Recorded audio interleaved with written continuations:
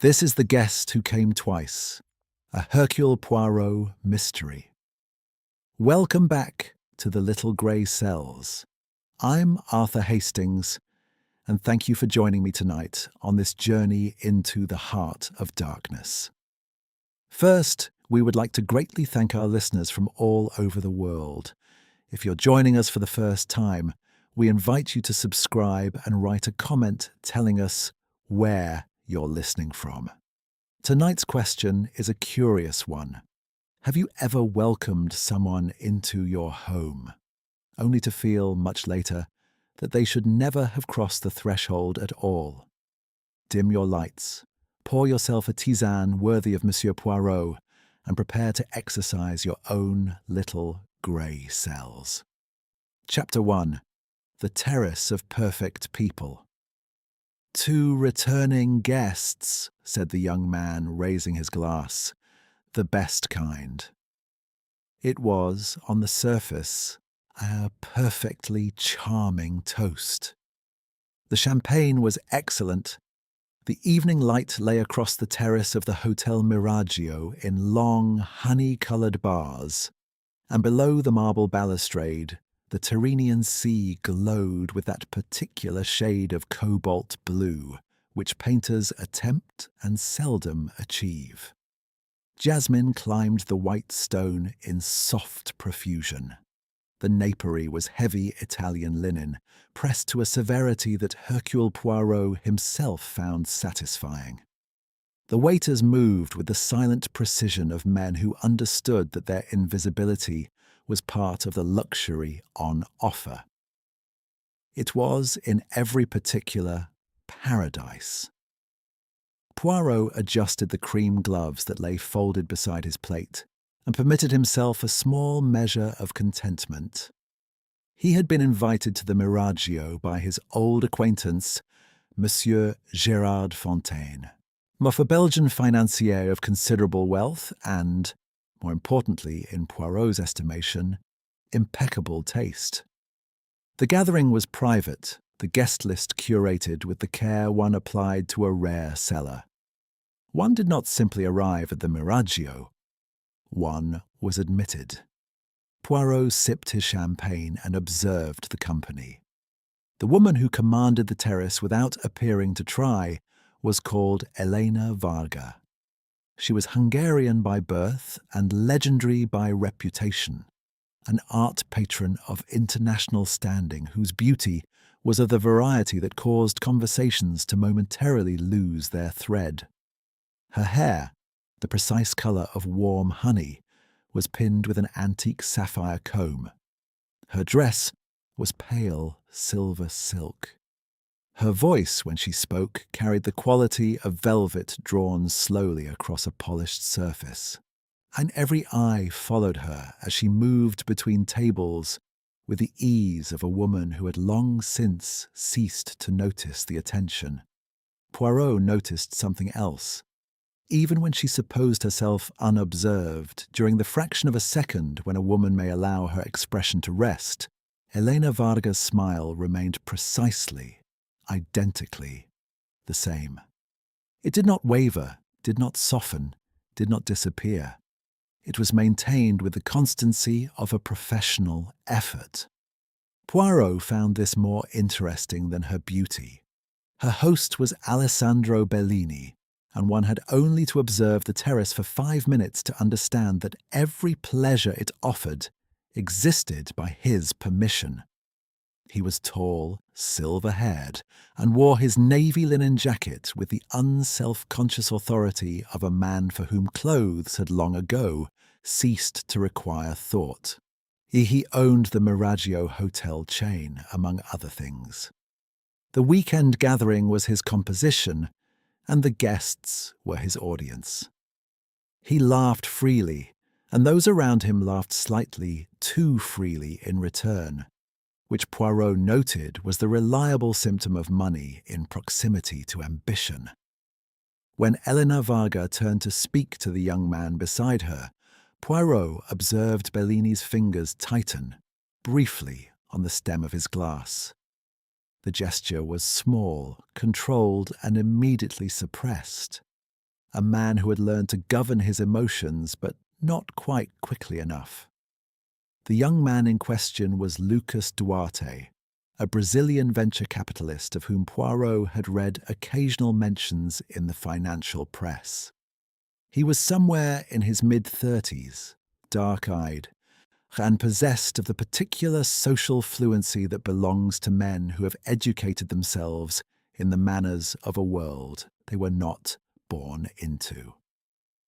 He wore his confidence as well as his clothes, which was to say, extremely well.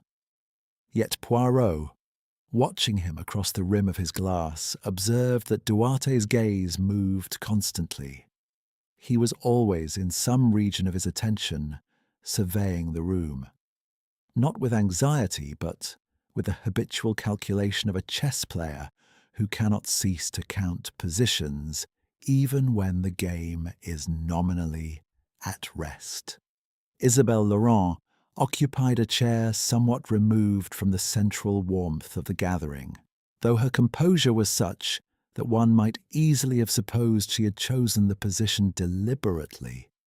She was French, formerly the wife of Alessandro Bellini, and currently the editor of a Parisian fashion periodical of considerable influence. She was perhaps 50, and beautiful in the manner that requires intelligence to sustain, which is a more durable beauty than the other kind. She drank her champagne with perfect equanimity. Her eyes, however, told a different story, moving at intervals toward Bellini and Elena Varga, with an expression of such precise, unblinking attention that Poirot was reminded of a surgeon studying a wound. Near the inner doors to the hotel, almost never in the foreground, stood Mei Chen. She was Bellini's personal assistant, American-born of Chinese descent, and her efficiency was evidently of the highest order, since the complex machinery of the weekend appeared to run without friction. She carried a leather folio and wore an expression of pleasant neutrality. Poirot had observed in a long career that people spoke with remarkable candour in front of those they had unconsciously designated as furniture. He himself had never made that error. The remaining young man, Oliver Bellini, was Alessandro's son by his first marriage, and carried the particular unhappiness of the very young and very wealthy, which is to say, he possessed everything except a reason to want any of it. He was handsome in a blurred, unfinished way, and spoke little. It was Adrien Sarto who captured Poirot's attention most fully. He was perhaps 35, Japanese-British in appearance, and a documentary filmmaker of some repute. He was not the wealthiest guest, nor the most striking, and his suit, while perfectly adequate, was not in the same conversation as Bellini's linen. But there was about him a quality which Poirot, in his long experience of human nature, recognized as genuinely rare in precisely this sort of company. He was authentic. He laughed when something amused him. Not a moment before, he listened when others spoke with the attention of a man who finds people genuinely interesting rather than strategically useful. When he raised his glass for his toast, there was no performance in the gesture. He simply meant it. Poirot liked him immediately, and immediately distrusted the liking, for in his experience people one liked immediately in such circumstances had a way of becoming victims. 2 returning guests, Sato had said. The best kind. Bellini had flinched. It was swift and small, the merest contraction about the eyes. But Poirot did not miss swift and small things, and Elena Varga had been still for perhaps 1 second longer than the pause warranted. Lucas Duarte had lowered his gaze to his glass. 3 people, 3 reactions. 1 unremarkable toast. Poirot tilted his egg-shaped head very slightly to one side and said nothing.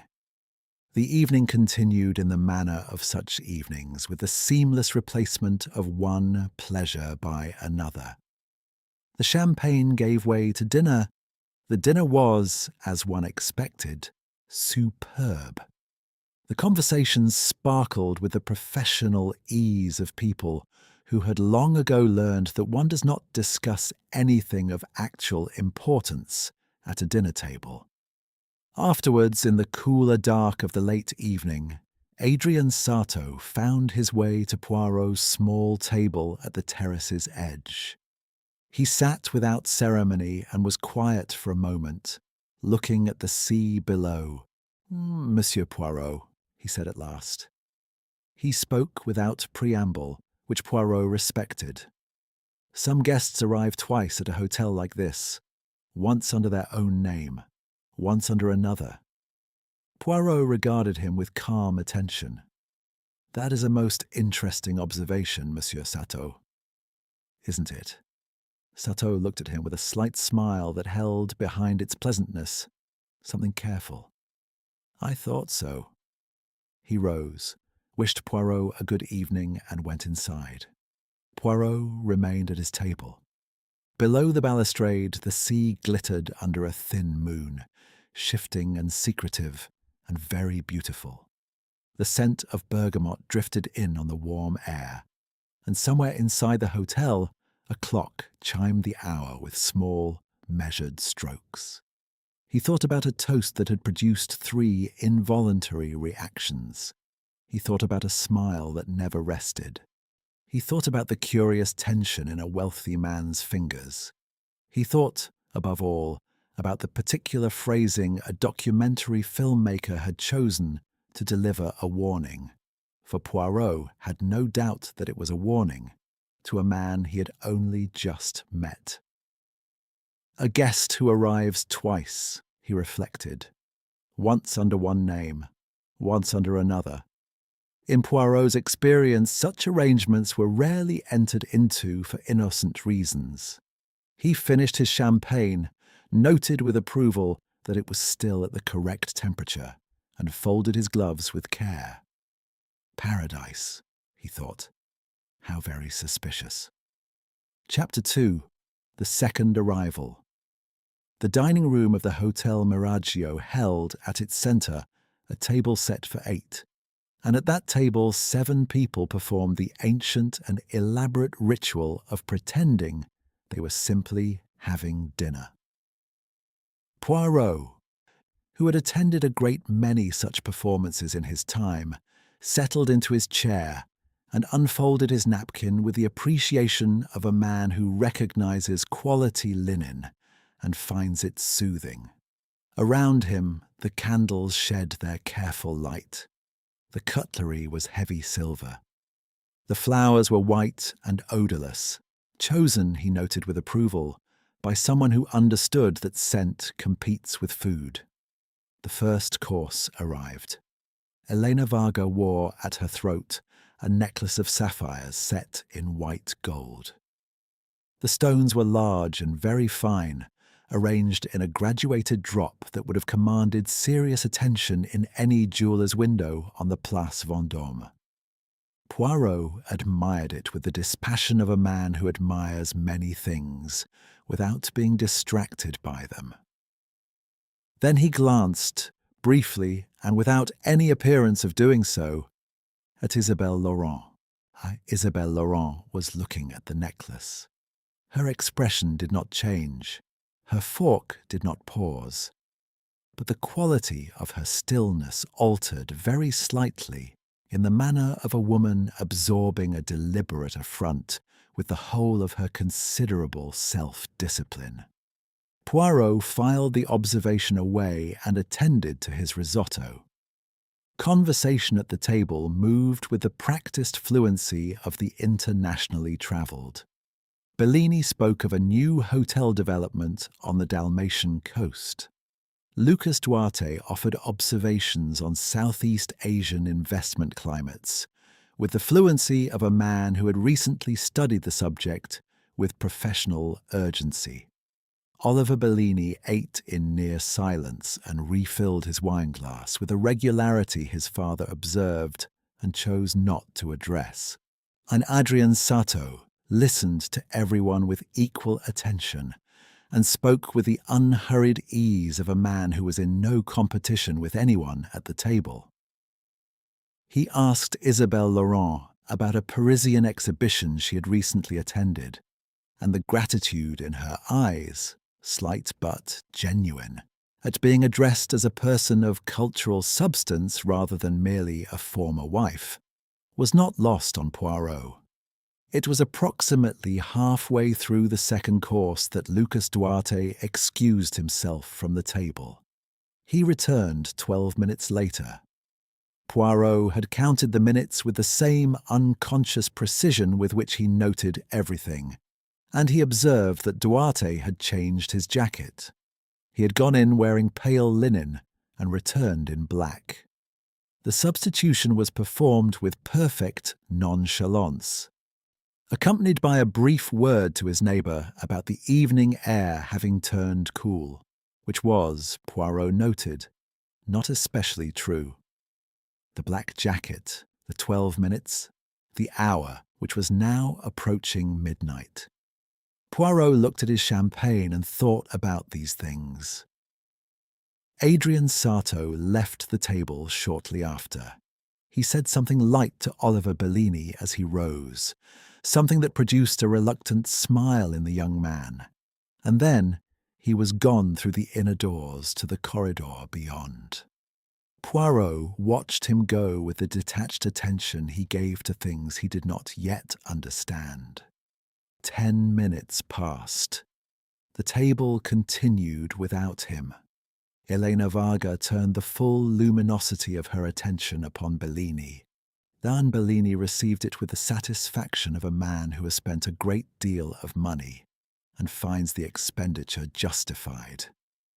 Isabelle Laurent spoke quietly to Mei Chen about the schedule for the following morning. Oliver Bellini stared at the middle distance and thought private thoughts. Then the door opened and Adrian Sato returned. He resumed his seat with an easy apology for his absence and addressed a pleasantry to Elena Varga that made her laugh, a laugh that was warmer than most of her expressions, and therefore, Poirot suspected, less rehearsed. The table absorbed his return without interruption. Poirot studied him. The easy smile was the same. The unhurried manner was identical. But Adrian Sato's hair, which had been dry when he left the table, now carried the faint dampness of recent contact with water. And the jacket he wore, though similar in cut and colour to the one he had left in, was not, Poirot was quite certain, the same jacket. A small thing. But Poirot had built an entire career upon the architecture of small things. He helped himself to a sliver of the cheese that had just arrived, and considered the question of why a man steps away from a dinner table and returns 10 minutes later with damp hair and a changed jacket. The most obvious explanation was that something had occurred to require it. A spill, perhaps, an encounter with the sea spray on one of the lower terraces. But the hair suggested water more deliberate than sea spray, and the jacket was not a hasty substitution, but a considered one, since it fitted him equally well and was of equivalent quality. Nobody else at the table had noticed, or if they had, yet they had decided, with the particular social tact of their world, not to. After dinner, the company dispersed to the terrace for the serving of digestifs, and Poirot found himself momentarily beside Mei Chen at the balustrade. She stood looking out at the dark sea with a composure that was, he thought, genuine rather than performed. In his experience, composure of the genuine variety was rarer and more interesting than the other kind. "A beautiful evening," Poirot remarked. "It always is here," she replied without inflection. You have attended many of Monsieur Bellini's private gatherings. Several. She glanced at him with the mild alertness of a woman who is not deceived by sociable openings. You are observant, Monsieur Poirot. People mention it. People are kind, said Poirot pleasantly. Tell me, Mademoiselle Chen, Monsieur Sato. He has been a guest of Monsieur Bellini before, I think. Something shifted briefly behind her careful eyes. I manage schedules, she said, not histories. It was neatly done. Poirot smiled and didn't press further. Across the terrace, Bellini stood apart from the group, a glass of grappa held loosely in one hand, looking out over the sea. Adrian Sato approached him with the directness of a man who has decided to have a conversation and sees no advantage in postponing it. Whatever passed between them was conducted in voices too low to carry. But Poirot observed that Bellini did not turn to face Sato for the duration of it. He kept his gaze on the water, and when Sato moved away, Bellini remained motionless for a long moment before rejoining his guests with a smile of recovered ease that was, Poirot thought, very nearly convincing. Poirot walked to the far end of the terrace where the jasmine grew most thickly and the light from the dining-room windows did not quite reach. The air was warm and very still. Below, the sea moved in slow, dark swells. From an open balcony door above him, a voice reached him with the clarity that still night air sometimes lends to sound. It was Bellini's voice, low and controlled, with something beneath the control that had not been there at dinner. You should not have come back, he said. A pause. Then Adrian Sato's voice, calm and without apology. I already did. The balcony door drew closed. Poirot stood in the jasmine-scented dark and considered the phrase with the care it deserved. Not, I was always going to come. Not, you could not have stopped me. I already did. The past tense. The thing accomplished. A return that had preceded its own announcement. A guest who arrives twice, Sato had said, once under one name, once under another. Poirot looked up at the darkened balcony. Then he looked down at the sea, which glittered with perfect indifference. Somewhere in this beautiful, expensive, and deeply dishonest gathering, something had already been set in motion. He could feel it the way one feels a change in atmospheric pressure, not yet visible but certain. He returned to the terrace, declined a second digestive with thanks, and wished his host a composed good night. In his room, before he slept, Poirot straightened the objects on his dressing table with habitual precision. The silver-backed brushes at parallel angles, the small bottle of lavender water exactly centered on its cloth, and the travel clock positioned so its face caught the first light. Order, he believed, was not merely an aesthetic preference. It was a discipline of mind. A man who kept his surroundings exact, kept his thinking exact. And exact thinking in the days ahead was going to be required. He was quite sure of that. Chapter 3. Death by Moonlight. The scream came at 20 minutes past 6. Poirot was already awake.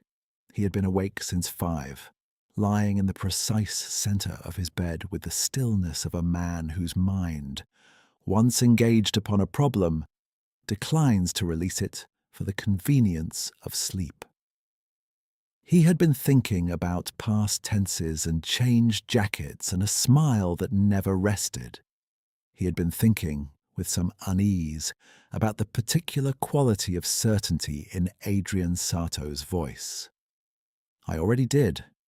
When the scream reached him, much sharp and truncated as though the person producing it had immediately thought better of it, Poirot was out of bed with a speed that would have surprised those who underestimated him. which was a great many people and entirely their own misfortune. He dressed with non-negotiable thoroughness. In a crisis, he had found, the man who arrives correctly dressed retains an authority that the man in a dressing gown does not. 6 minutes after the scream, Hercule Poirot walked along the upper corridor of the Hotel Miraggio, with his moustaches in perfect order, and his shoes, despite the hour, gleaming. The door to Adrian Sarto's private balcony suite stood open. Mei Chen was in the doorway. She had both hands pressed flat against the door frame, as though she required its support, and her face had the particular greyish quality that belongs to people who have seen something they cannot immediately rationalize. She was still in last night's clothes. Poirot noted this without comment. Inside, through the open balcony doors, the early light lay pale and flat across the marble. And in that light, Adrian Sarto sat at a small iron table with the composed stillness of a man who has finished his dinner and is waiting for nothing further. He was, of course, dead. The table had been set for two. Poirot absorbed this detail with the quiet attention it deserved. 2 chairs, 2 champagne flutes, one empty and one full. A plate of white truffle risotto, barely touched, its surface now cool and set. A white linen napkin folded at his right hand with a neatness that struck Poirot as posthumous, since men in the act of dying do not generally attend to their napkins. Sarto himself sat with his hands resting in his lap, his head inclined very slightly forward, as though considering a thought of mild interest. His lips carried at their corners the faint blue tinge that Poirot recognized without pleasure, and without the need for a laboratory to confirm it. Poison, administered with the meal or with the champagne or after. Sufficient time for him to be seated, composed, perhaps aware of what was happening, and without the will or the means to summon help. The staged quality of the scene was not lost on Poirot. The folded napkin, the full champagne flute left, he suspected, by the other party. The careful positioning of a man who had been, in life, so markedly untheatrical. Someone had arranged this, or someone had allowed it to resolve itself into arrangement, which was a subtler thing. Behind him in the corridor, other doors were opening. Bellini appeared in a dark silk robe, his silver hair still disordered from sleep, and took in the scene with eyes that registered shock and, beneath the shock, something that Poirot watched for and found. A shutting down of expression, swift and deliberate, as a man draws a blind across a lit window. Oliver Bellini appeared behind his father, looked once at the balcony, and went very pale. Lucas Duarte arrived last among the men, his dark hair smooth, wearing a light grey jacket over his shirt. He had dressed, Poirot noted, more quickly and more completely than anyone else. Eleanor Varga did not appear for some minutes. When she did, and she stood in the corridor with her silk robe drawn close and looked through the open door with an expression that Poirot studied with great care.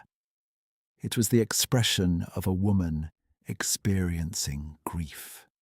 The eyes were bright, the jaw held tight against some interior collapse. It was, he thought, the most genuinely unguarded face he had seen her produce in his entire acquaintance with her. That told him something, though precisely what, he was not yet prepared to say. Isabelle Laurent arrived and said nothing at all. She stood slightly apart, looked at the scene with a steadiness that was different from callousness, and then looked at Bellini. Bellini did not look back. Poirot stepped onto the balcony. The morning was cloudless. Below, the sea had taken on its daytime colour, a deep, impervious blue that seemed to belong to a different world, entirely from the one transpiring on this terrace. A small pleasure boat moved distantly across the water, indifferent and unhurried. He did not touch the body. He stood beside the table and looked, with the careful, systematic patience that was his particular gift, at everything available to be seen. The champagne in the full glass was of the same vintage as that served at dinner. The plate of risotto matched the kitchen's menu for private in-suite dining, available upon request until midnight. The iron table was small, suited to intimate dining, and the two chairs were positioned as they would be for people who intended to look at the view as much as at each other. An intimate dinner for two, on a private balcony, in the small hours of the morning. But someone had come here willingly, dined with him, and left. Poirot crouched slowly and with dignity, and examined the floor beneath the second chair. The marble was clean, but against the inner leg of the chair, almost invisible, was a faint, pale smear. He looked at it for some time without touching it. Then he straightened and went inside. Adrian Sarto's room was orderly in the manner of a man who was naturally tidy rather than anxiously so. A camera case on the desk, expensive and worn with use. Books stacked with their spines aligned. A glass of water by the bed, half finished. On the writing table, weighted by the water glass he had evidently carried across for the purpose, was the cheap leather notebook Poirot had observed at dinner. Its cover was soft with handling, darkened at the edges. Poirot regarded it. Then he opened the drawer of the writing table. Empty. Not merely unoccupied, but empty in the particular way of a drawer that has recently been relieved of its contents. A rectangle of faint dust marked where something flat had rested. Papers, perhaps, or an envelope. He looked at the notebook again. It was not the instinct of a tidy man to weight a notebook with a water glass, unless he had considered that the notebook might otherwise be moved, or taken. An improvised anchor of a sort. Poirot opened it. The pages were dense with notes in a small, legible hand. Interview transcripts mostly. Names he did not recognize alongside fragments of recollection, anecdotes, observed contradictions. Documentary research, clearly. But at the back of the book, tucked inside the rear cover rather than written on the page, was a folded receipt. He unfolded it with care. It was from a private identity verification service based in Monaco. The document was in French, formal and brief. A service had been rendered. The fee was €3 million. The client of record was Alessandro Bellini. The named beneficiary of the verification was one Adrian Sarto. Poirot read it twice. Then he folded it and placed it in the breast pocket of his jacket with the deliberateness of a man who understands that he is holding something that will require a great deal of explaining. €3 million. Paid by a man to verify the identity of a documentary filmmaker. Not to suppress it, to verify it. Unless, of course, the verification had been of someone else entirely, and Adrian Sarto's name had appeared on the document for reasons of convenience or concealment, or something considerably more complicated than either. He returned to the corridor. The others had gathered in a loose cluster near the staircase. Bellini had recovered his composure with impressive speed and was speaking in a low voice to Mei Chen, who was writing in her folio. Organising, Poirot assumed the necessary telephone calls, the Italian authorities, the hotel doctor, the quiet machinery of crisis management in establishments that cannot afford visible distress. Poirot paused in the doorway and addressed the assembled company without preliminary. I should be grateful, he said pleasantly, if no one were to leave the hotel today. There will be questions, naturellement. There are always questions, and in my experience the answers are invariably somewhere in the room. He looked at each of them in turn with the mild, attentive gaze they had perhaps not yet learned to find alarming. Somewhere very close, he added, and went to order his breakfast. Chapter 4. The Beautiful Liars. The Italian authorities arrived at 9:30 in the form of a single inspector from the Salerno division, a lean, sun-darkened man named Ferrara, who surveyed the Hotel Miraggio's terrace with the expression of someone who has been asked to investigate a crime in a location that costs more per night than his monthly salary, and finds the irony unremarkable.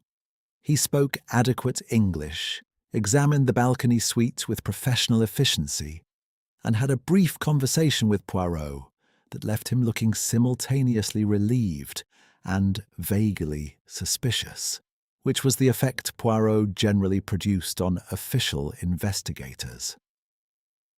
"You will conduct your own inquiries, Monsieur Poirot," Ferrara said.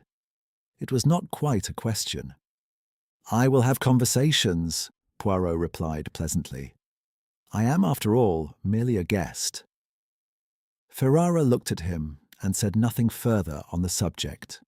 By 11 o'clock, Poirot had arranged, through Machen's cooperation and Bellini's stiff-shouldered acquiescence, the use of a small ground-floor sitting room that looked onto the hotel's lemon garden. It was quiet there and private, and the light came in at a low angle that illuminated faces rather than flattered them. Poirot appreciated the light. He arranged 2 chairs with their precise degree of separation, placed his notebook on the table beside him, and sent word that he would be grateful for a few minutes of each guest's time. He began with Eleanor Varga. She arrived wearing a dress of pale ivory linen, her hair drawn back simply, the sapphire comb absent. Without it, she looked, not diminished, but different. Younger, perhaps, more provisional. She sat with the straight-backed ease of a woman who has spent years being looked at and has made her peace with it. And she met Poirot's gaze with a directness that was either confidence or its excellent imitation.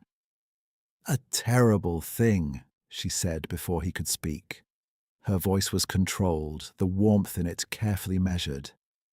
He was a gifted man. "You knew him well?" Poirot asked. "One knew Adrian, or one did not. There was no middle distance with him." She paused. "I knew him a little. We had met before, socially. Budapest some years ago, and once in London." "You slept early last evening, I understand." "I did. The journey had tired me." She held his gaze without difficulty.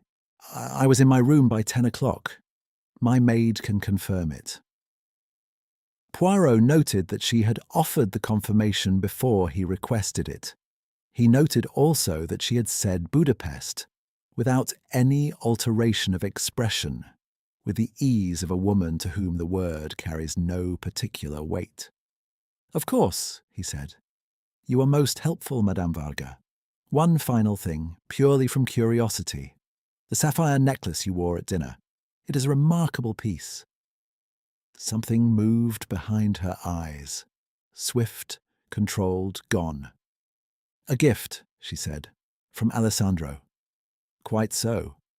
Poirot smiled with great benevolence and wrote nothing in his notebook. "Thank you, madame. You have been most kind." After she left, he sat for a moment in the yellow garden light and thought about the confirmation offered unprompted, and the smile that had, for the first time in his observation of her, flickered. Alessandro Bellini came next, and he came as a man who owns the room he enters, which was perhaps unavoidable, given that he literally did. He sat with his hands flat on his knees, and addressed Poirot with the measured courtesy of someone who has decided that cooperation is the most efficient posture. "I was with investors last night," he said. "A telephone conference with Singapore. It ran from 10 until nearly midnight. May has the call logs." "Efficiente," said Poirot approvingly. "And Monsieur Sato? You knew him previously?" Bellini's jaw set by a fraction. "We had met, professional acquaintances." "A documentary filmmaker and a hotel chain proprietor. An interesting professional acquaintance." "I have many interests beyond hotels." The tone was not quite curt. "I support cultural work, film, among other things." "You are most generous," Poirot agreed.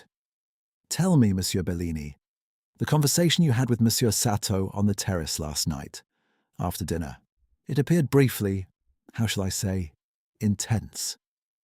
The pause was 3 seconds, which was 2 seconds longer than a man with nothing to conceal requires.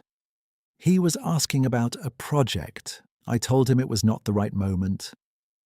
"Quite so." Poirot wrote something this time and had the quiet satisfaction of watching Bellini resist the urge to see what it was. "Thank you, monsieur." Lucas Duarte settled into the chair opposite with a looseness of posture that was too studied to be genuine relaxation.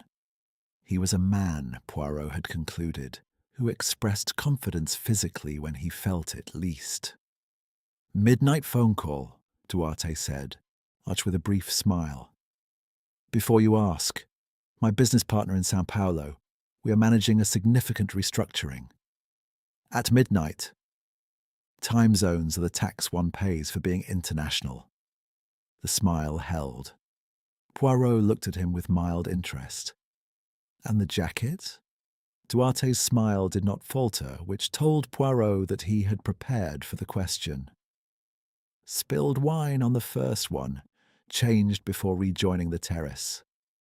Of course, 12 minutes is perhaps a little long for so simple an operation, but no matter."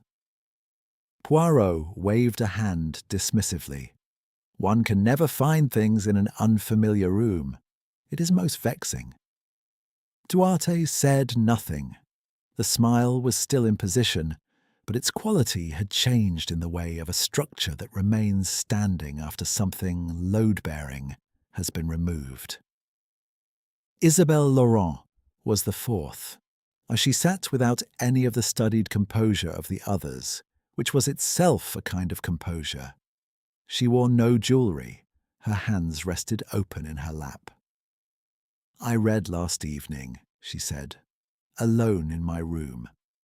I have no one to confirm it, and I did not expect to need one." She looked at him steadily. "I did not kill Adrian Sato, Monsieur Poirot. I had no reason to." "You had no quarrel with him?" "I barely knew him. He was Oliver's friend, primarily." A pause. "He was kind to Oliver. I noticed that." "And Monsieur Bellini? You maintain a civil relationship with your former husband?" Something in her face contracted briefly, like a light source reduced. "We are civil," she said. "That is precisely the word." "The necklace Madame Varga wore at dinner," Poirot said with the air of a man raising a trivial afterthought. You recognized it, I think." Isabelle was quiet for a moment. "It was mine," she said at last, with a flatness that was more affecting than any heat could have been. "Alessandro gave it to me in the first year of our marriage. I left it at the Milan apartment when we separated. I had not seen it since." She rose before he could speak again. "If that is all, Monsieur Poirot." It was not all, but it was enough for the moment. Oliver Bellini came last, and his appearance confirmed Poirot's impression of a young man carrying a burden slightly too large for his frame. His eyes were red at the rims. He had been crying, which distinguished him from every other person Poirot had spoken to that morning. "He was my friend," Oliver said without preface, and the simplicity of it was striking after so much careful construction. He was actually my friend, not a contact or an investor or a useful connection. A friend. Tell me about the documentary, Poirot said gently. Oliver looked up. He told you. He indicated he was working on something personal. It was about people like me. The young man turned his glass of water in his hands. People who inherit everything and understand nothing. Who feel like imposters in their own lives. Adrian said it was the most interesting kind of loneliness because nobody believes it exists. He paused. He understood people. That was his gift. He could see what people actually were, underneath everything they'd constructed. It made him remarkable. I expect it also made him dangerous. Poirot regarded the young man carefully. Did you see him after dinner last evening? No, I went to my room early. I had drunk too much. He said it without self-pity. I wish I hadn't. After Oliver left, Poirot remained in the lemon garden room for some minutes alone. Outside, the gardener moved between the trees with a long-handled tool, unhurried, absorbed in the ordinary maintenance of beautiful things. 4 alibis, telephone logs, a maid, time zones, and solitude. All of them plausible. Each of them, in its own way, just slightly too considered. He thought about what Oliver had said. Adrian Sato had possessed the ability to see what people actually were, underneath everything they had constructed. In a gathering composed entirely of constructions, that was not a gift. It was a threat. And someone at the Hotel Miraggio had understood that with sufficient clarity to act upon it. Poirot picked up his notebook, stood, and squared his shoulders with the small private resolution of a man who has identified the shape of a problem and is now prepared to begin the real work. The lemon trees outside moved very gently in the morning air. He went to find Mei Chen. Chapter 5. The Interviews. Mei Chen was in the hotel's administrative office, a room that existed in deliberate contrast to everything surrounding it. Functional where the rest of the Miraggio was luxurious, fluorescent where all else was candlelit. She sat at a desk occupied by neat columns of paper, a laptop, and a telephone that had apparently been in continuous use since 7 that morning.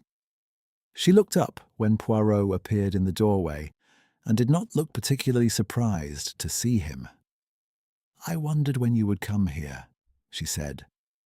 And I wondered, Poirot replied, on settling into the chair across from her without waiting for an invitation. Why you were in last night's clothes when the scream woke the hotel. She considered him for a moment with the evaluating calm that he had observed in her from the first evening. Then she closed the laptop with quiet finality. I had not slept. No, I thought not. He folded his hands in his lap. You were aware that something was wrong. I was aware that Monsieur Sato had requested the private dining service at 11:15, in suite for 2 people. I processed the order myself because the night manager had gone to deal with a difficulty at the boat dock. She paused. He had not struck me as a man who entertained privately at midnight. He struck me as a man who slept at reasonable hours and woke early. So I stayed awake. But you did not intervene. I did not know there was anything to intervene in. I only knew that something felt incorrect. She said it without apology, and without, Poirot noted, the defensive elaboration that accompanies dishonesty. By the time I felt certain enough to go to the corridor, it was nearly 5. I listened at the door. There was no sound. I went back to my room and sat in the chair until 6, when I went back and found the door unlocked. You found him? Yes. Poirot was quiet for a moment, regarding her with attention. The order for private dining. It was placed in Monsieur Sateau's name? It was placed from his room telephone. Yes. And the second setting, the second glass. Someone joined him who was not a registered guest of the suite. Or someone who was known to the night kitchen staff and therefore not questioned. She said it precisely, like a woman who has already followed the thread to its conclusion and is simply waiting for the right moment to hand it over. Tell me, Mademoiselle Chen, in your time with Monsieur Bellini, his guests, his arrangements, have you encountered the name Ilona Kovacs? The name produced a reaction that was, by Mei Chen's standards, pronounced. Her hands, which had been resting loosely on the desk, drew inward by a centimetre. Her eyes held his for a half-second longer than was natural before she said, "No." Poirot smiled pleasantly. "Thank you. You have been, as always, most efficient." He left her sitting very still in the fluorescent light and walked back through the hotel's cool interior corridors towards the terrace, thinking about a name that a woman who managed every schedule and every private arrangement had chosen to deny knowing. The terrace at midday was largely deserted. The other guests had retreated to their rooms or to the shaded lower gardens in the manner of people who require privacy to maintain their composure. The waiters moved with subdued efficiency, clearing the morning's coffee things, resetting for luncheon that would, Poirot suspected, go largely uneaten. Lucas Duarte was at the far end of the terrace, standing at the balustrade with a telephone pressed to his ear. His conversation was in Portuguese, conducted in a rapid undertone with the urgency of a man whose news is unwelcome and whose options are narrowing. Poirot did not speak Portuguese with any fluency, but he spoke the language of financial distress, which is universal and requires no translation. The tight shoulders, the compressed intervals between responses, the single moment when Duarte lowered the telephone and pressed 2 fingers briefly against his closed eyes before raising it again. A man managing a crisis that predated the one currently occupying the hotel. Poirot walked past him without stopping, descended to the lower garden by the stone steps, and found Oliver Bellini sitting on a bench in the thin shade of an umbrella pine, turning Adrian Sarto's cheap leather notebook in his hands. Poirot stopped. "Where did you find that?" he asked, and with a quietness that was not gentle. Oliver looked up. He did not appear guilty so much as lost. "It was in my room, under the door this morning, before the scream. I didn't know what to do with it." "Someone put it under your door." "Yes." He held it out. "I didn't read it. I opened it, but I didn't read past the first page. It felt wrong." Poirot took the notebook. The receipt, he confirmed with a rapid interior check, was still in his breast pocket, removed during his morning examination of the room. Someone had delivered the notebook to Oliver then, without its most material enclosure, either because they did not know it was there or because they had removed it first. He sat down beside the young man on the bench. "Oliver, I want you to think carefully. Your father and Monsieur Sato. Was there an earlier connection between them? Before this gathering?" Oliver picked at a thread on his sleeve. "Dad never mentioned him. But I met Adrian 8 months ago in London at a screening. He already knew who I was. He said he'd done his research." He paused. "I assumed it was professional. Adrian always did his research." "And when you told your father you were collaborating with Sato on the documentary?" The thread came loose. Oliver rolled it between his fingers. He told me it was a poor idea, that Sato was not what he appeared to be, that I should be careful. He looked sideways at Poirot. Dad says that about most people. But about Sato specifically? About Sato, he said it twice. Poirot turned the notebook over in his hands once. Then he said gently, but without hesitation, "Did you know that your father paid 3 million euros to a private identity service in Monaco, with Sato named as the beneficiary?" Oliver was very still for a moment.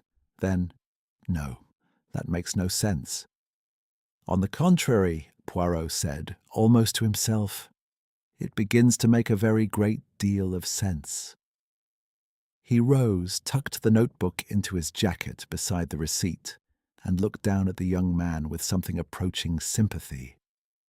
"You liked him because he was honest. That is not a small thing, mon ami. In this company, it is a very rare one." He climbed the stone steps back to the main terrace. Elena Varga was there.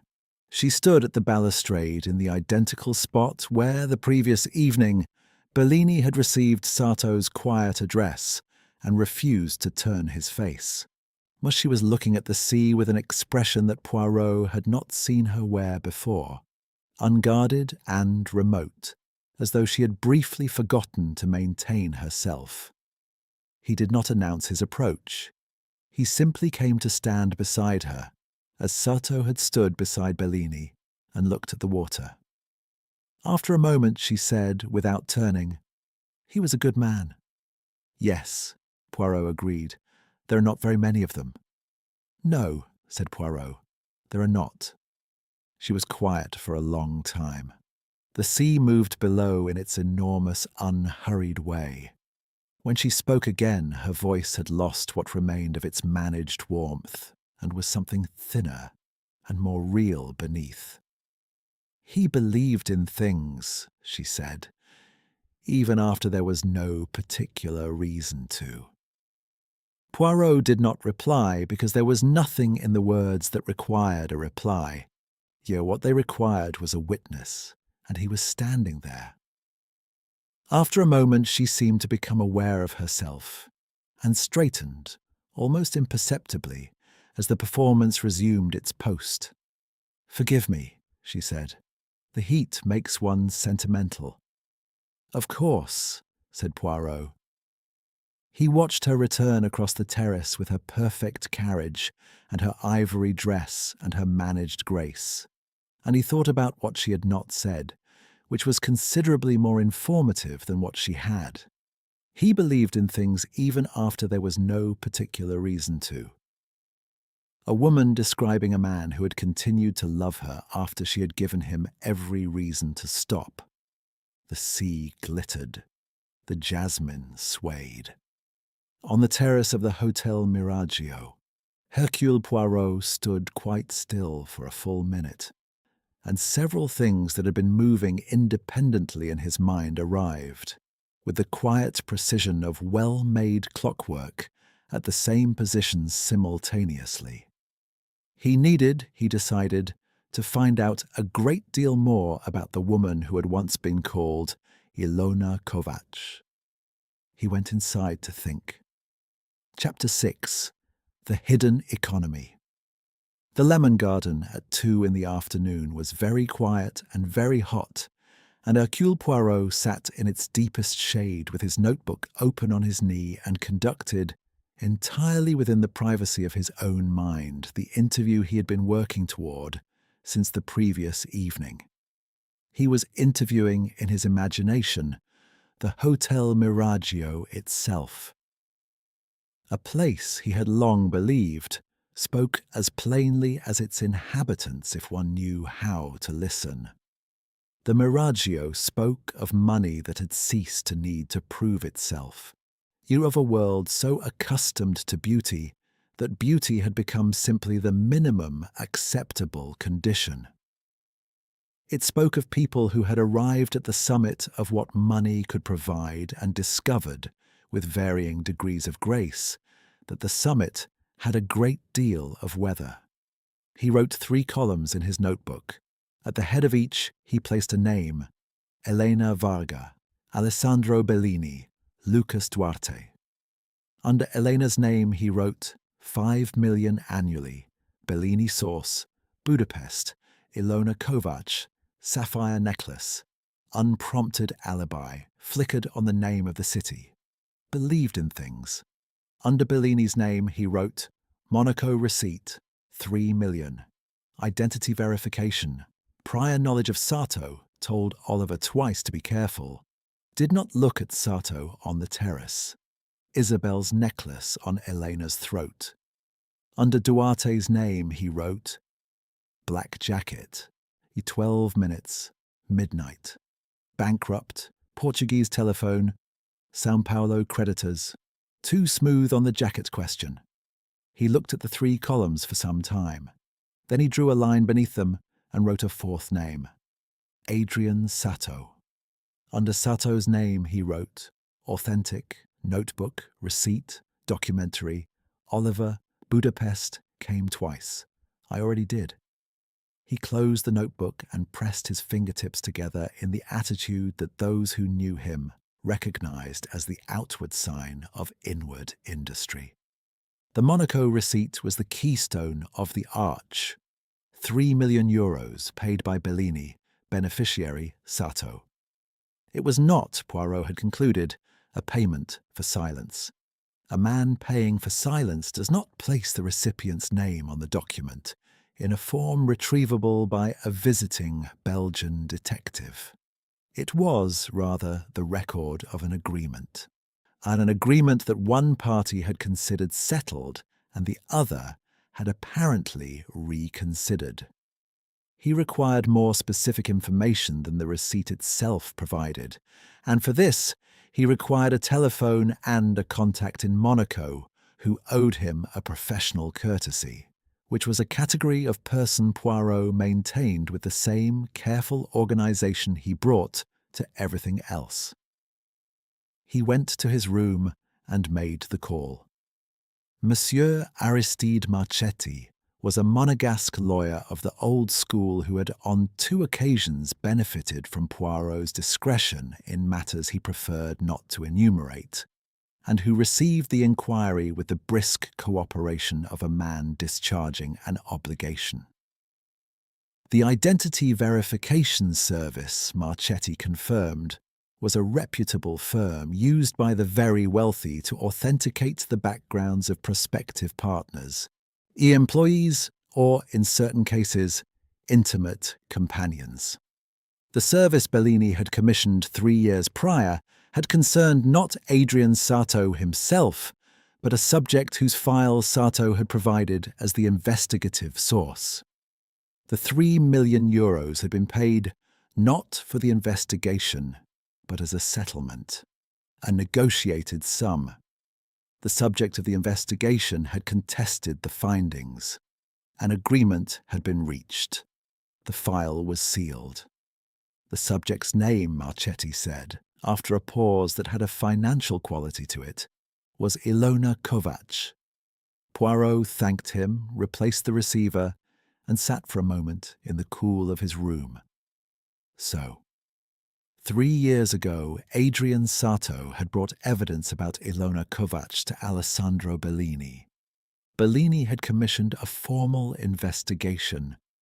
The investigation had produced findings sufficiently definitive that the subject had negotiated a settlement of 3 million euros to contain them.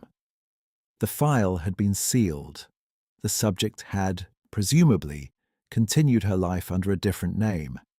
And then, Adrian Sato had appeared at the Hotel Miragio as Bellini's guest. I already did, he had said. Not I am here, not I have come. I already did. He had returned once before. He had fulfilled some condition of the original agreement, or violated it, or discovered that it had been violated by the other party, and he had returned to address the consequence. The question of who had placed the dining order from Sato's room telephone between the hours of 11 and midnight resolved itself in Poirot's mind with quiet certainty. Sato had placed it himself. See, he had invited someone to dine privately on his balcony with every intention of a frank conversation, and the conversation had been frank in ways he had not anticipated. Poirot put on his hat, went downstairs and knocked on the door of Isabelle Laurent's room. She opened it herself, which was mildly unexpected, and stood looking at him with an expression that combined wariness with something approaching relief, as though she had been waiting for a visit and found the anticipation more tiring than the thing itself. "Come in," she said simply. Her room was orderly and personal in a way the others were not. Books on the side table, actual books with cracked spines, a small framed photograph propped against the lamp.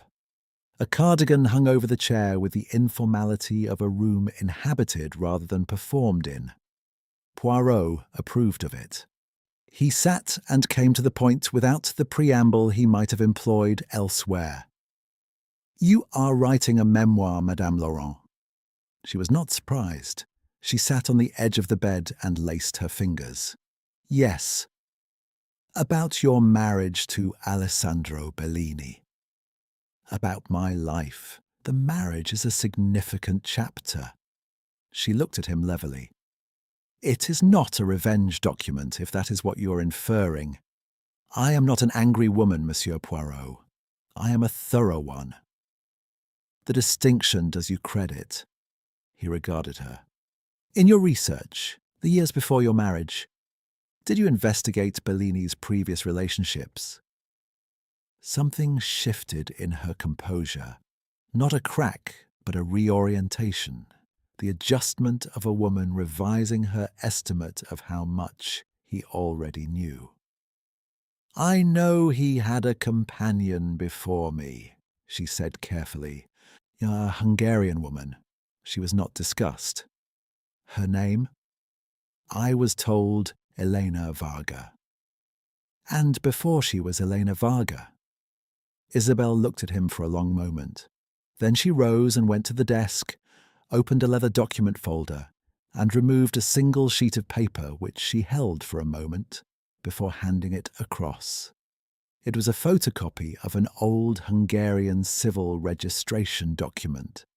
The name on it was Ilona Kovacs. The photograph was small and slightly blurred, but recognizable. A younger face with the same bone structure, the same set of the eyes, none of the performance yet in place.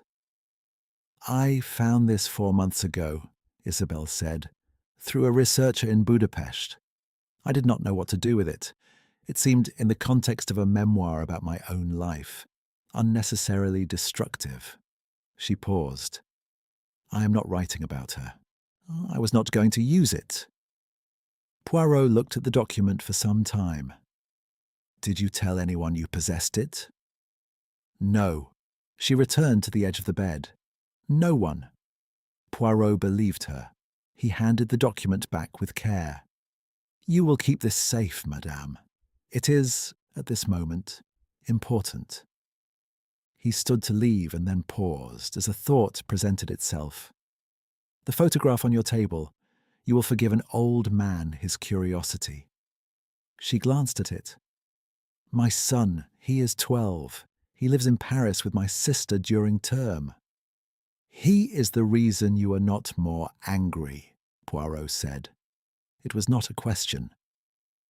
Isabelle looked at the photograph for a moment, with an expression that had nothing performed about it whatsoever. "He is the reason for most things," she said quietly. Poirot went out and closed the door softly behind him. Once in the corridor, he stood still for a moment, assembling. Elena Varga had a documented former identity, known to Bellini for at least 3 years and suppressed at the cost of €3 million. Isabelle Laurent held a corroborating civil document and had told no one. Adrian Sato had been the original source of the information and had returned, under some renewed compulsion, to the scene of its original transaction. And Lucas Duarte, who changed jackets at midnight and made urgent telephone calls to São Paulo creditors, who was charming and bankrupt, and had positioned himself with careful precision at the centre of this gathering. Poirot began to walk toward Duarte's room with the unhurried step of a man who has ceased to speculate and commenced to know. The corridor was cool and quiet. From somewhere below, the sound of the sea. The rich do not kill for money, he had told himself the previous evening. They kill for the things money failed to give them. He knocked and waited and heard footsteps approach from within. It was time to have a different kind of conversation with Monsieur Duarte. Chapter 7. The Worthless Object.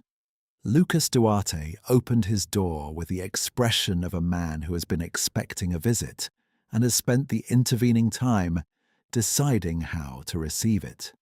He had settled, apparently, on candour, or at least on the performance of it, which, in Poirot's experience, was not always easy to distinguish from the real article, and was, regardless, informative in its own right. "Monsieur Poirot," he said, and stood aside.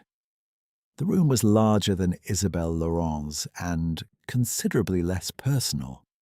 The expensive luggage was stacked with geometric precision. The desk held a laptop, 2 telephones, and a legal pad covered in figures that Duarte did not trouble to conceal, perhaps because the figures themselves told the story he had already decided to tell. He sat in the chair by the window and gestured toward the one opposite with the ease of a man on his own territory. The ease, Poirot noted, was slightly in advance of the circumstances. "I expect," Duarte said, "that you know I am in financial difficulty." "I had formed that impression," Poirot agreed pleasantly. "Then I will save us both some time." He laced his fingers over the legal pad with the deliberate openness of a man displaying his hands. "I am restructuring significant debt. The process is uncomfortable but not terminal. I came to this gathering because Alessandro Bellini is a man whose goodwill is commercially valuable, and because I had hoped in an informal setting to raise the question of a bridging investment." He paused. "I did not kill Adrian Sarto. I had no reason to. He was, if anything, useful to me." Poirot tilted his head. "Useful in what sense?" Duarte was quiet for a moment, the first genuine hesitation Poirot had observed in him. Adrian knew things, about people, about arrangements. He collected information the way other men collect art, not for display, but for the private pleasure of knowing. He looked at the window. 3 weeks ago in London, he told me something about a fellow investor that resolved a dispute in my favour. I don't know how he knew. He simply did. And he asked nothing in return? Nothing. Duarte said it with the faint puzzlement of a man for whom information has never before been offered without a price. He said that accurate information was simply good for everyone, like clean water. He produced a short sound that was not quite a laugh. I thought he was eccentric. Now I think he was the sanest person in this hotel. Poirot regarded him. The black jacket, the 12 minutes. I would like the truth of it, if you please. Duarte met his eyes with what appeared to be a calculation completed in real time. "I met someone on the lower terrace," he said. "A private meeting. Not related to Sarto, not related to whatever happened here. A personal matter that I would prefer to keep personal." "A name," said Poirot, not unkindly. Another pause, shorter than the first. "Elena Varga." The name settled into the room. Poirot absorbed it without visible reaction and waited. "She sent a note to my room during dinner," Duarte continued, "asking me to meet her at midnight on the lower terrace. She said she needed advice about an investment matter and preferred not to ask Bellini. He spread his hands briefly. We spoke for perhaps 8 minutes. She was agitated, more than I had seen her before. She asked whether I knew anything about identity verification services in Monaco. I told her I did not. He looked at Poirot steadily. I changed my jacket because it was cold on the lower terrace, and I had left my overcoat in the wardrobe. The wine story was simpler. Indeed it was, said Poirot. And after your 8 minutes with Madame Varga? She went back inside. I made my telephone call to São Paulo and returned to the terrace. I did not see her again that evening. Poirot stood. He had what he required, which was the confirmation that Elena Varga, on the evening of the murder, had made a private inquiry about the very subject that connected her to the dead man, to her hidden history, and to the Monaco settlement. She had made it to the one person present she considered sufficiently outside the central arrangement to be safely asked. She had been afraid. And fear of a particular variety, the variety that asks questions rather than answering them, told Poirot that she had not, at that point, known what Sato intended to do. He thanked Duarte, advised him once more not to leave the hotel, and went out.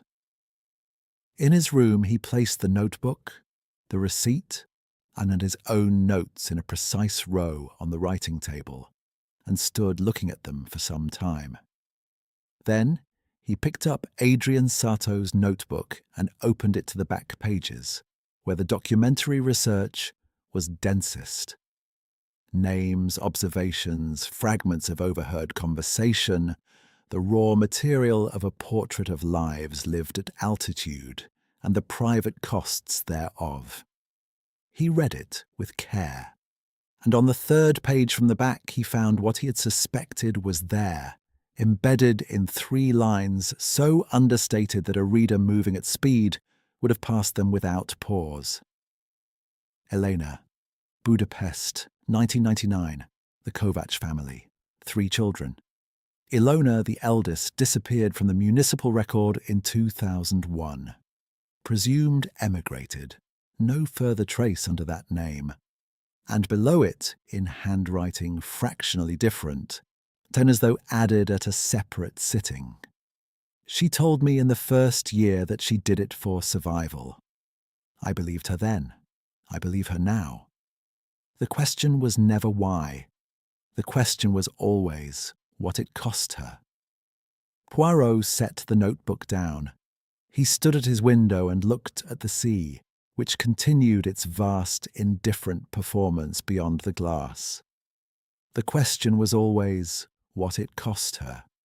A man who understood, who had from the beginning understood not only the fact of the deception, but the human being inside it. The young woman from Budapest who had remade herself so thoroughly that the original was almost entirely gone, who had loved that original woman, who had watched the replacement from a distance for 20 years, who had finally come to the place where she was kept in order to offer her not exposure, but a way back, either private dining order, the table set for 2, the champagne and the white truffle risotto on a balcony above the sea. Not a confrontation, an invitation. Poirot turned from the window. At the back of the notebook, behind the last written page, tucked into the fold of the rear cover where the receipt had also been concealed, was a photograph. He had noted its presence on his first examination and left it in place, waiting until he had sufficient context to look at it with proper understanding. He removed it now. It was small, slightly faded at the corners, printed on the matte paper of an earlier decade. 2 young people sat on the steps of a building he did not recognize, a Budapest building probably, stone-faced and ordinary. They were laughing. The young man was recognizably Adrian Sarto, and younger, and without the settled quality that maturity had given him, but unmistakably himself. The young woman beside him was laughing with her whole face, without management or calculation, without the practice beauty she would later construct around herself like architecture. She was, even then, extraordinarily lovely. On the back, in the same small, legible hand, Ilona and me. October 1998. Before everything. Poirot held the photograph for a long moment. Before everything. Before the name change. Before the sapphire necklace. Before the silver silk and the managed smile and the 3 million euros and the sealed file in Monaco. Before Elena Varga existed at all. Two young people on some steps in Budapest, laughing in October, before the world had made its offers, and one of them had accepted. He placed the photograph carefully on the writing table beside the receipt and the notebook and his own notes, and he stood back and regarded the complete arrangement with the quiet attention of a man looking at a finished thing. He knew who had killed Adrian Sarto. He had known, he supposed, since Elena Varga had stood at the balustrade and spoken about a man who believed in things even after there was no particular reason to. He had known it in the way one sometimes knows a solution before one can demonstrate it, as a certainty that precedes its own evidence. The evidence was now before him in the row on the writing table. What remained was the matter of proof, which was a different and more delicate problem, because the proof required was not the kind that came from laboratories or legal documents. It was the kind that came from a human being choosing, in a particular moment, to tell the truth. And for that, Poirot needed the terrace, the sunset, and everyone assembled beneath it. He straightened his tie, confirmed that his moustaches were impeccable, and went to arrange it. Chapter 8. The Crime of Desire. The afternoon had passed its peak, and the shadows on the Miraggio's terraces were lengthening toward evening when Poirot sent word, through Mei Chen, that he would be grateful for a brief private conversation with Madame Varga before dinner. He chose his words with care, brief and private, and before dinner, which was to say at an hour when the light was still good and the company not yet assembled, and retreat was possible because a woman who believed retreat to be possible was a woman who might, in Poirot's experience, remain in her chair long enough to say something true. She came to the Lemon Garden sitting room at 5:30. She wore the ivory dress again, or one very like it, and she had the sapphire comb in her hair, and her composure around her like a garment, and she sat down across from Poirot with the manner of a woman who has decided in advance exactly how this conversation will proceed. Poirot allowed the silence to settle for a moment. Then he placed the photograph on the table between them, face upward, and said nothing. Elena Varga looked at it. The composure did not shatter. It did not crack or crumble or fall away in the dramatic fashion that such moments produce in fiction. What happened was more particular than that, and more final. It simply stopped, like a clock unwound. The managed grace, the calibrated warmth, the smile maintained through 2 decades of relentless private discipline.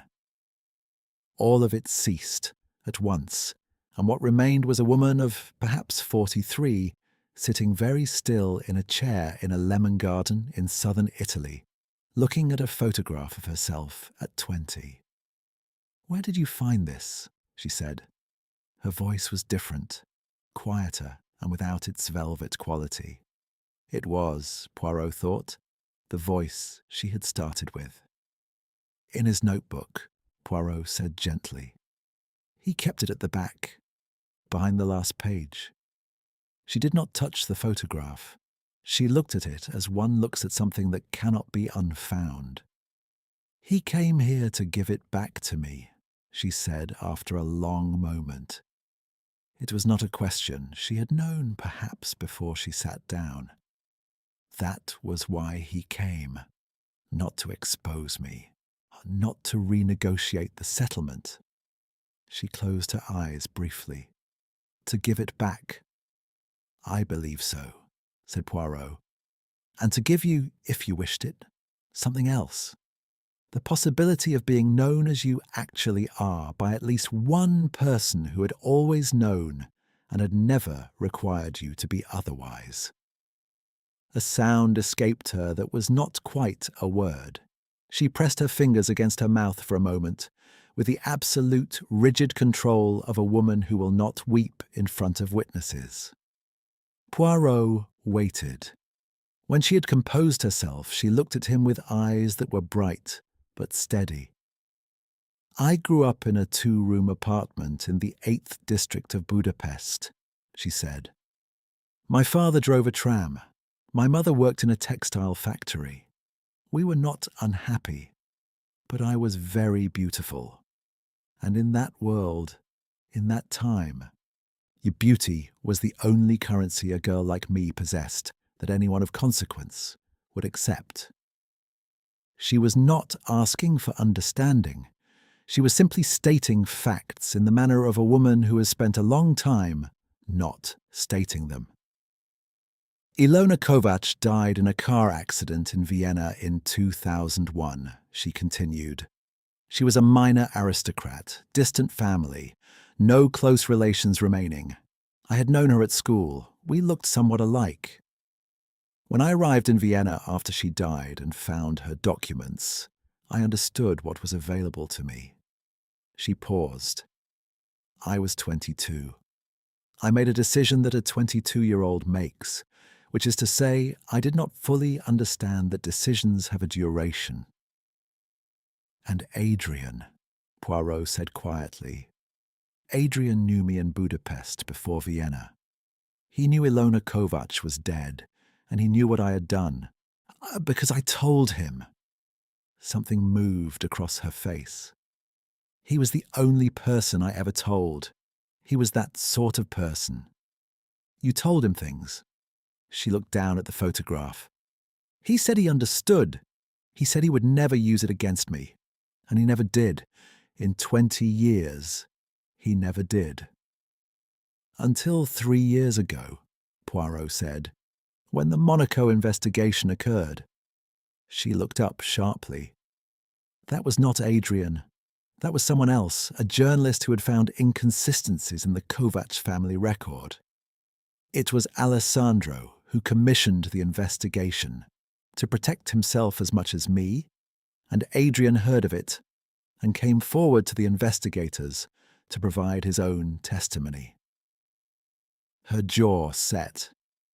He told them I had assumed the identity with the family's knowledge and blessing. He lied to protect me. The settlement was paid partly to contain what he had fabricated on my behalf. Poirot absorbed this revision to his understanding with the stillness of a man recalculating, and found that the architecture held.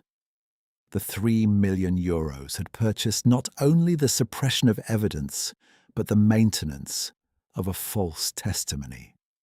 Adrian Sato had spent 3 million euros of Bellini's money protecting a woman who had left him and had asked nothing in return. He came back this time, Poirot said, because something had changed. Isabelle Laurent. The name was flat and certain. I found out 4 months ago that she was writing a memoir and that her researcher had been in Budapest. Adrian found out also. He contacted me. He said he wished to speak in person, away from telephones and intermediaries.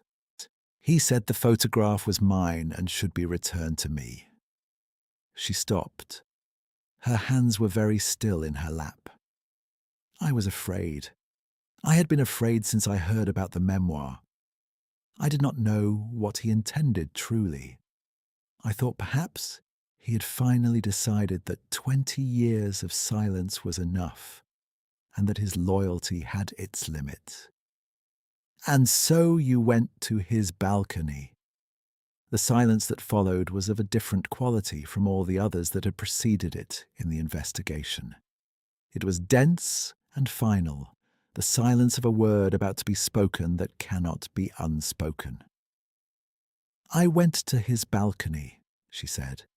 She said it simply, without the elaborate syntactical manoeuvring by which guilty people generally approach confession, and the simplicity of it was, Poirot felt, was entirely in keeping with the woman she had been before the performance began. Ilona Kovacs, who had made one enormous decision at 22, and had been living inside its consequences ever since. He showed me the photograph, she said.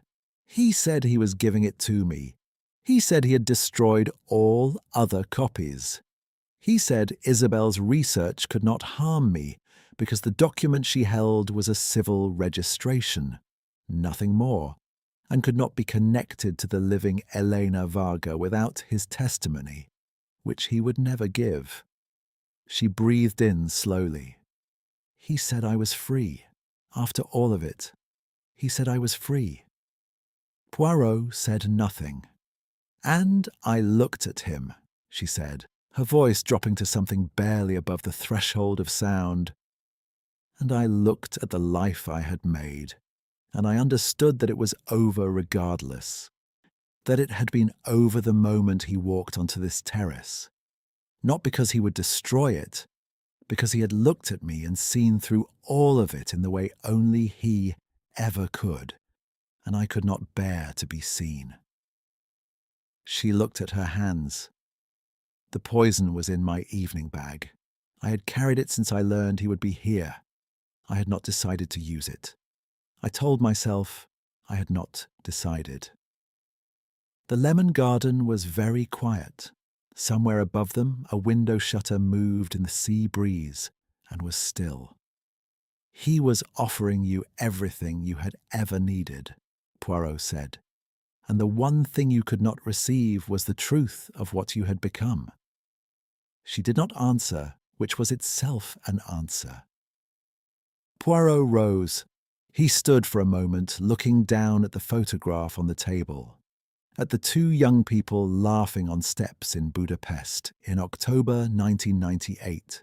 And he felt something that he would not have described to anyone and did not attempt to name. I will ask Mademoiselle Chen to telephone Inspector Ferrara, he said. I think it would be best if you remained here until he arrives. Yes, said Elena Varga, or perhaps Ilona Kovacs. In this moment the distinction had ceased to be meaningful. She sat in the lemon garden as the shadows lengthened and did not move, and on the table before her the photograph lay face upward in the fading light, two young people laughing before everything. Poirot went to find Mei Chen. Chapter 9. The Value of Truth. The terrace of the Hotel Miragio at 6 o'clock in the evening was, as it had sung on the first night, very beautiful. The light had moved from gold to amber and was beginning its slow dissolution toward rose. The sea below had deepened to violet at the horizon and retained its impossible blue closer in, as though it could not quite relinquish the day. The jasmine was at its most insistent in the early evening air. The candles on the terrace tables were freshly lit, their flames standing perfectly upright in the absence of wind. Poirot had asked Mei Chen to assemble the guests at 6.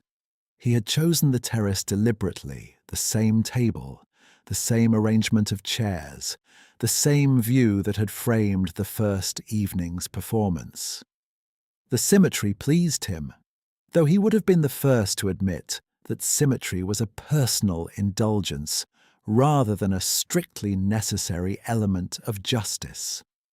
They came one by one, with the particular wariness of people who understand that an assembly has been called for a purpose, and that the purpose will not be comfortable. Alessandro Bellini arrived first, because men of his kind generally do, and stood at the balustrade for a moment with his back to the table, before taking his seat with the controlled composure of a man conserving energy for a contest whose nature he has not yet fully identified. He did not ask where Elena was, which told Poirot that he had already noted her absence, and had decided that noting it aloud would not serve him. Oliver came next and sat without looking at his father. He had the reddened eyes of a young man who had spent the afternoon honestly rather than strategically, and he carried a stillness about him that was different from his earlier unhappiness, more settled, dim as though grief, honestly inhabited, had provided him with something he had previously lacked. Isabelle Laurent arrived in a dark dress, took the chair furthest from Bellini, and folded her hands in her lap with the undemonstrative composure that Poirot had come to regard as her particular form of courage. She glanced once at the empty chair where Eleanor would have sat, and then looked at Poirot with steady, questioning eyes. Lucas Duarte came last among the seated guests, looking somewhat diminished from the urbane figure of the first evening, as though a quantity of the social lacquer had been removed by the day's events, and what remained beneath it was more ordinary, and, Poirot thought, not unattractive in its comparative honesty. He took his seat and poured himself water with the care of a man who has decided that clarity is currently more useful than courage. Mei Chen stood to one side, her folio open, her expression professionally neutral. Inspector Ferrara was positioned discreetly near the inner doors, with the stillness of a man instructed to observe and not to speak until invited. Poirot stood at the head of the table. He did not begin immediately. He looked at each person present for a moment, with the mild, unhurried attention that those who knew him understood was anything but mild, and he allowed the silence of the beautiful evening to do some of the preparatory work. "My friends," he said at last, in the tone of a man addressing people he has come to know rather well in a short time, and finds on balance worth the effort. We have been together at this hotel for 2 days. In that time a man has been killed, several untruths have been maintained with considerable skill, and a great many expensive things have been consumed. He paused. I will now tell you what happened. I ask only that you listen, and that you resist, if you are able, the very human impulse to interrupt before I have finished. Bellini's jaw tightened. He said nothing. Poirot began with the beginning, which was not the first evening on the terrace, but a much earlier evening in Budapest. A city he conjured briefly and with precision.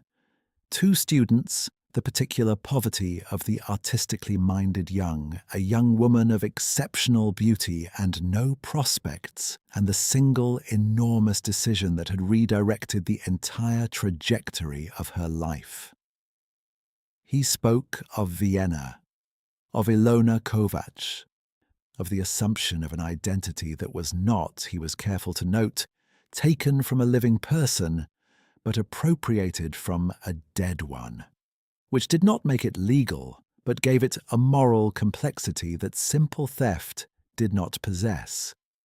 He watched Bellini absorb the name Ilona Kovacs, and saw the precise degree to which it was not new to him. He spoke of Adrian Sarto's 20 years of silence, of his testimony in Monaco that had been false and protective rather than damaging, of the €3 million that had been spent purchasing the suppression of evidence that Sato had himself fabricated on Elena's behalf. Oliver turned to look at his father at the mention of the $3 million. Bellini did not look back. Monsieur Sato returned to this hotel, Poirot continued, because he had learned that Madame Laurent's research in Budapest had brought her close to the same discovery that had been suppressed 3 years before. He came because the protection he had constructed was becoming unreliable, and he wished to offer something more permanent. He brought the photograph that was the last physical connection between Elena Varga and Ilona Kovacs, and he brought his intention to give it to her and to tell her that she was free. That his testimony, the only testimony of a living witness who had known both identities, would never be given. He let the full weight of this settle. He invited her to dinner on his private balcony. He poured champagne and ordered white truffle risotto, and he laid the table for two above the sea. And he told a woman he had loved since Budapest that after 20 years she could put the performance down. Isabelle Laurent's breath released, very quietly, beside him. She had carried the means of his death in her evening bag since she learned he would attend this gathering, Poirot said. She had not decided to use it. This I believe. A woman who has decided does not meet her intended victim for dinner and listen while he offers her the one thing she cannot accept. She went to the balcony in fear and came away having done something that fear does not adequately explain and does not begin to excuse. He paused, and when he resumed, his voice was quieter. The little grey cells, they are often engaged with the question of motive. And in this case, the motive is not, as one might superficially suppose, the protection of an identity or the preservation of a comfortable life. Madame Varga had the means to rebuild, had she chosen. The motive is rather something more interior than that. Monsieur Sato looked at her and saw Ilona Kovacs, and in seeing her truly, he made Elena Varga impossible to continue. She killed him because he loved her in a way that her constructed life had no room to contain. He placed his hands flat on the table. Madame Varga is currently in the Lemon Garden sitting room with Inspector Ferrara's colleague. She has made a full confession. She will not be joining us this evening. The silence on the terrace was of a piece with the evening itself, large and complete, and without any of the decorative elements that had covered its surface on the first night. Bellini sat very still. Whatever he was experiencing, that he was experiencing it privately and with the discipline of a man for whom privacy was the one remaining luxury. He looked, Poirot thought, not guilty and not grieving, but simply older, as though the afternoon had added a decade to him while he was not attending. Oliver put his hands over his face for a moment. Then he took them away and looked at the sea. Isabelle Laurent looked at Poirot with an expression he found difficult to classify, something between recognition and sadness, the look of a woman who has suspected a version of this for some time and finds the confirmation no less painful for being expected. "The memoir," Poirot said to her gently, "the document in Budapest. In due course, these matters will be examined by the appropriate authorities. I would ask that you consider carefully in the coming weeks the difference between what you have a right to publish and what it would be kind to publish." She held his gaze. "I have always known the difference," she said. "I have simply been waiting to decide which mattered more." "And now?" She looked at the empty chair. "Now I think I know." Poirot nodded once and didn't press further. Lucas Duarte said, from his end of the table, in a voice stripped of all its professional finish, "She was magnificent, you know. Whatever else she was, truly magnificent." No one disputed it. The evening continued its movement toward dark. The candle flames remained perfectly upright. Below the balustrade, the sea had gone entirely to violet, and the first stars were becoming visible above the black silhouette of the cliff.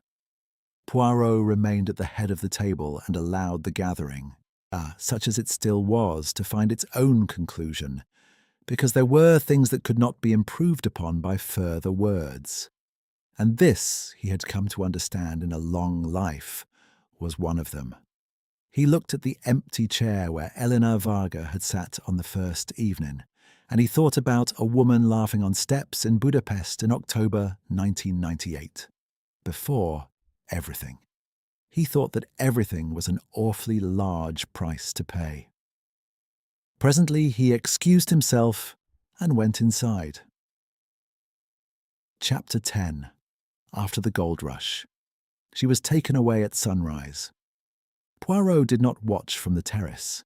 He was at his window, which looked not over the sea but over the hotel's service courtyard, a practical rectangle of stone where deliveries arrived and linen was collected, and the machinery of luxury conducted its honest, unremarkable operations. He watched two pigeons dispute a bread crust with the focused seriousness that pigeons bring to such matters, and he listened to the car leave, and when the sound of its engine had diminished to nothing in the morning air, he poured himself a second coffee and drank it, standing at the window. The Mediterranean light at that hour was still thin, more silver than gold, and it had the quality of light that has not yet decided what the day will require of it. Inspector Ferrara had conducted himself throughout with a professional decency that Poirot found creditable. He had taken the confession without theatrical apparatus. He had asked precise questions and recorded the answers with the care of a man who understood that he was handling something that would require careful handling in every stage of its subsequent journey. Before he left, he shook Poirot's hand with a grip that communicated respect without requiring words, and Poirot received it in the same spirit. The hotel was very quiet. It had the particular quiet of a place from which something has been removed. Not the quiet of peace, but the quiet of aftermath, the absence that follows an event rather than preceding one. The staff moved through it with the subdued efficiency of people who have been trained to manage every variety of difficulty and who are now managing this one, adjusting fresh flowers in the entrance hall, resetting tables on the terrace, performing the small necessary acts of restoration that a hotel performs after something has disrupted its surface. Poirot appreciated the flowers. Order imposed on disorder was not pretense.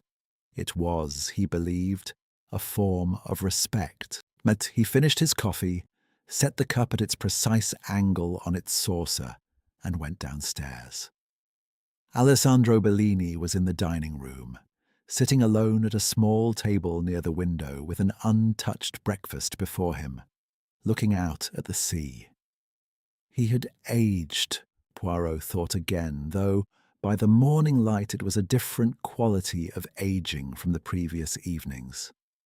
The night had resolved something in him, some posture of defended authority that had been his habitual attitude to the world, and what remained looked less like a man stripped of his defences, and more like a man who had, after considerable resistance, laid them down voluntarily.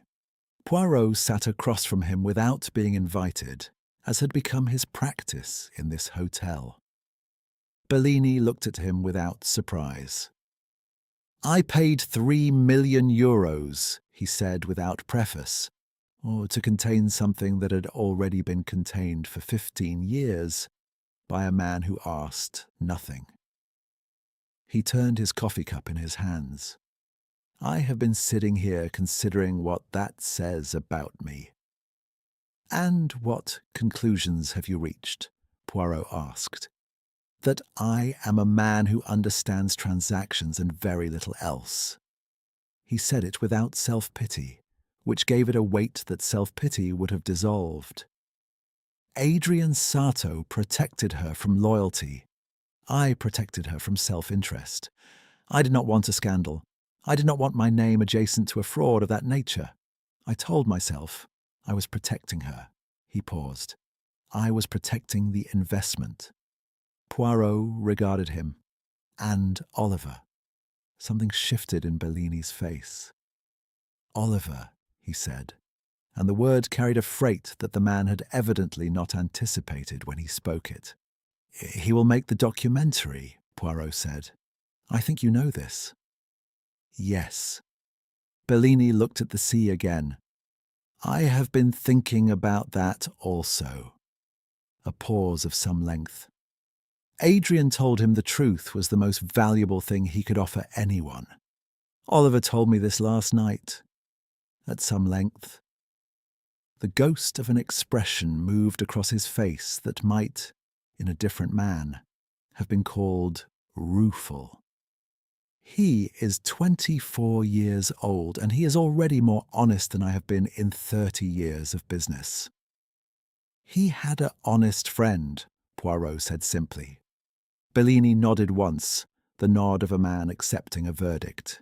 He looked back at the untouched breakfast and then at Poirot. Will you eat? I have had coffee, Poirot said. I will shortly have eggs. I find that eggs, properly prepared, are reliable in a way that very little else is. He left Bellini at his window and went to order his breakfast. Isabelle Laurent was in the entrance hall with her luggage when Poirot came down again an hour later. She was dressed for travel, and her face had the composed, forward-looking quality of a woman who has concluded one chapter and knows, at least approximately, what she intends the next one to contain. Paris, she said when Poirot appeared. My son has a recital on Thursday. He plays the violin, adequately but with great conviction. A most admirable combination, Poirot said. And the memoir? She considered. I will write about my marriage and my career, than in the things I have learned about the sort of person who accumulates that much money and what it does to them. She drew on her gloves with the particular deliberateness of a woman who has made up her mind. I will not write about Elena Varga. The courts will do whatever they will do. I need not add to it. Poirot inclined his head. Madame Laurent, it has been, despite everything, an instruction. She looked at him with the dry, unsentimental humour that had been present beneath her composed surface from the beginning. For me also, Monsieur Poirot. She held out her hand, and he took it briefly. I hope your eggs were satisfactory. They were excellent, Poirot said with complete sincerity. He found Lucas Duarte on the lower terrace. He's leaning on the balustrade in the morning sun with the relaxed posture of a man conducting a minor rehabilitation of his self-estimate. He was on the telephone again, but the quality of the conversation had changed from the previous day's urgency to something more provisional, more exploratory, the tone of a man discussing possibilities rather than managing catastrophes. When he ended the call, he turned to find Poirot beside him and did not appear startled. A potential investor, he said. In São Paulo, it may come to nothing. Or it may not, Poirot said equably. Duarte looked at him. You never seriously suspected me. I suspected everyone with the degree of seriousness appropriate to the evidence, Poirot replied. which was true and not wholly satisfying as an answer, and they both knew it. You changed your jacket and conducted midnight meetings, Monsieur Duarte, and you are the sort of man who causes other people to construct narratives around him. This is not entirely your fault. Duarte absorbed this. Adrian said something similar to me in London. He said I performed confidence the way Elena performed happiness, because we had both started from nothing, and neither of us had quite finished being frightened. He looked at the sea. I was annoyed at the time. Now, I think I would give a considerable sum to hear him say another uncomfortable thing. That, said Poirot, is perhaps the finest tribute you could offer him. Oliver Bellini he found last, sitting in the lemon garden on the bench where they had spoken the previous day. He had Adrian Sarto's camera case open on the bench beside him and was examining the camera within it with the careful attention of someone learning the weight of an unfamiliar object.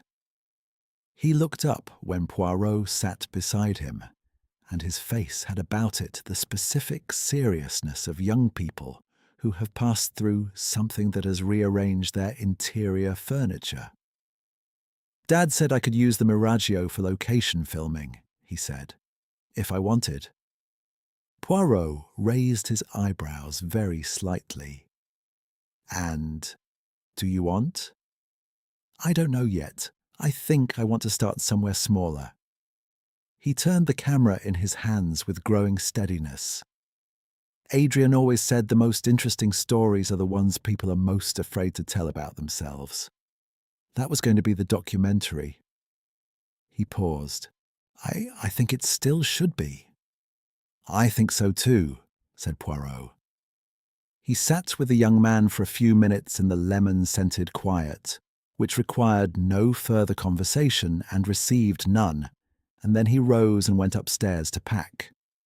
His train departed at 2 from Salerno, and he would need to arrange a car. His luggage, when he opened the wardrobe, was in the meticulous order in which he always left it. Everything folded and placed as it should be, every item in its appointed position.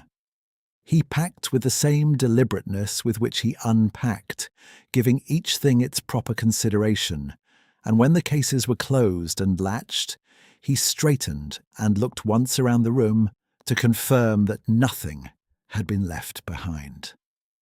The room gave him nothing back but its own impersonal beauty. Already, in the way of such rooms, it had resumed its distance. He carried his own cases down, declining the offered assistance, and settled his account with Mei Chen at the desk. She processed the transaction with her customary efficiency, and then, before he turned to go, she said, without looking up from the ledger, "He was a good man." "Yes," said Poirot. "He was." She nodded once, made a final annotation, and closed the ledger with finality. The car took him down the hairpin road to Salerno along the coast road, and for the first several minutes, Poirot looked back at the Miraggio above them on its promontory, white and perfect and reduced by distance to something that looked, against the blue of the sky and the bluer sea beneath, exactly like a painting of itself.